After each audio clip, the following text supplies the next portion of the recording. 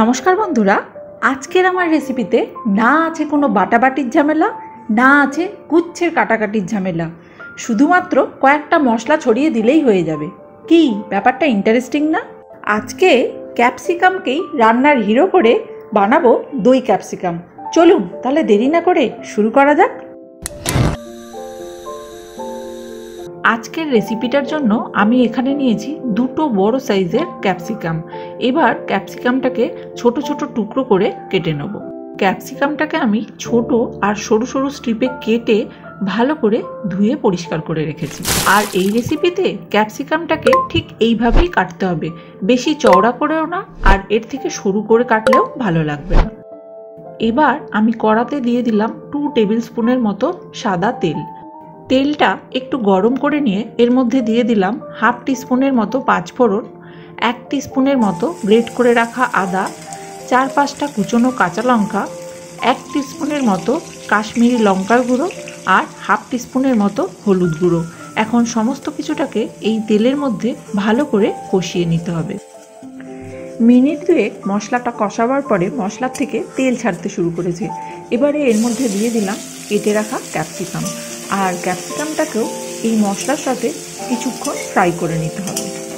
এই সময় গ্যাসের ফ্লেমটা কিন্তু একদমই কমানো যাবে না, ফ্লেমটাকে মিডিয়াম টু হাইতে রেখে ক্যাপসিকামটাকে মশলার সাথে কষিয়ে নিতে হবে।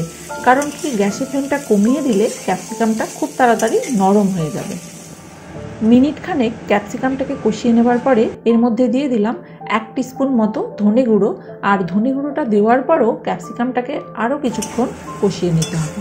এখানে কিন্তু আগে থেকে কোনোভাবেই নুন অ্যাড করবেন না, তাহলে কিন্তু ক্যাপসিকামটা নরম হয়ে যাবে। এর যে ক্রাঞ্চি ভাবটা সেটা কিন্তু সেইভাবে থাকবে না। আরও মিনিট 2 কষিয়ে নেওয়ার পরে এর মধ্যে দিয়ে দিলাম আমি চিনেবাদামের গুঁড়ো। এখানে আমি 2 টেবিল স্পুন মতো চিনেবাদাম ব্যবহার করেছি। এখানে চিনেবাদামটাকেও ক্যাপসিকামের সঙ্গে কিছুক্ষণ ভাজা ভাজা করে নিতে হবে। জাস্ট কয়েক সেকেন্ড একটু ভেজে নিলেই চলবে।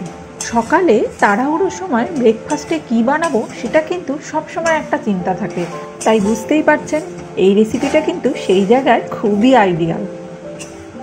এবারে এর মধ্যে দিয়ে দিচ্ছি স্বাদ মতো নুন আর 2 টেবিল স্পুনের মতো টক দই।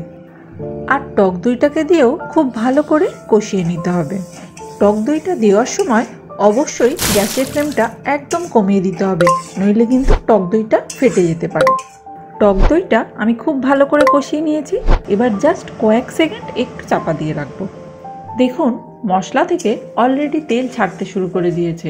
এবারে এর মধ্যে আমি দিয়ে দিচ্ছি সামান্য একটু চিনি আর কসুরি মেথি, দিয়ে ভালো করে মিক্স করে নিতে হবে।